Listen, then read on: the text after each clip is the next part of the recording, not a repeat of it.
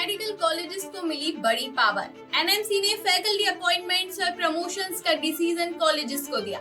The National Medical Commission has announced a major policy change that could reshape how medical colleges across the country recruit and promote their teaching faculty. अब medical colleges को routine faculty appointments और promotions के लिए MNC की approval का इंतजार नहीं करना होगा।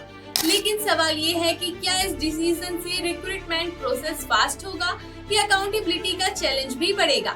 Let's take a closer look. अब तक जब भी किसी मेडिकल कॉलेज को एक नया प्रोफेसर अपॉइंट करना होता था या किसी फैकल्टी मेंबर को एसोसिएट प्रोफेसर या प्रोफेसर के पद पर प्रमोट करना होता था, कई इंस्टीट्यूशंस एलिजिबिलिटी वेरिफिकेशन के लिए फाइल्स नेशनल मेडिकल कमीशन को भेजते थे। इस प्रोसेस में डॉक्यूमेंटेशन और अप्रूवल्स की वजह से काफी डिले देखने को मिलते थे, लेकिन अब पिक्चर बदल गई है। एमएनसी ने क्लियर कर दिया है कि मेडिकल इंस्टीट्यूशंस रेगुलेशंस 2025 के अंदर फैकल्टी अपॉइंटमेंट्स और प्रमोशंस की एलिजिबिलिटी डिसाइड करने की जिम्मेदारी खुद मेडिकल कॉलेजेस और यूनिवर्सिटीज की होगी। मतलब रूटीन केसेस अब एमएनसी के पास अप्रूवल के लिए नहीं भेजे जाएंगे। कमीशन सिर्फ उन्हीं केसेस में इंटरवेन करेगा जहां लीगल इंटरप्रिटेशन या रेगुलेटरी एम्बिग्विटी हो।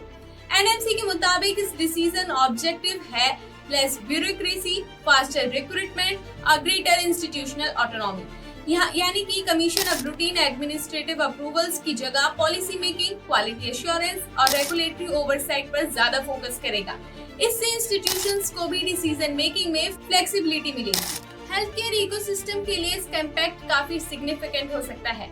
मेडिकल कॉलेजेस को फैकल्टी रिक्रूट करने में कम टाइम लगेगा। डॉक्टर्स और टीचिंग फैकल्टी के प्रमोशंस भी फास्टर हो सकते हैं और स्टूडेंट्स के लिए इसका मतलब है वैकेंट टीचिंग पोजीशंस जल्दी फिल हो सकेंगी, जिससे एकेडमिक कंटिन्यूटी और लर्निंग एनवायरनमेंट इंप्रूव हो सकता है। ये डिसीजन उस वक्त आया है जब इंडिया रैपिडली अपनी मेडिकल एजुकेशन कैपेसिटी एक्सपेंड कर रहा है with thousands of new MBBS seats and several new medical colleges being added across the country. लेकिन हर रिफॉर्म के साथ कुछ कंसर्न्स भी जुड़े होते हैं।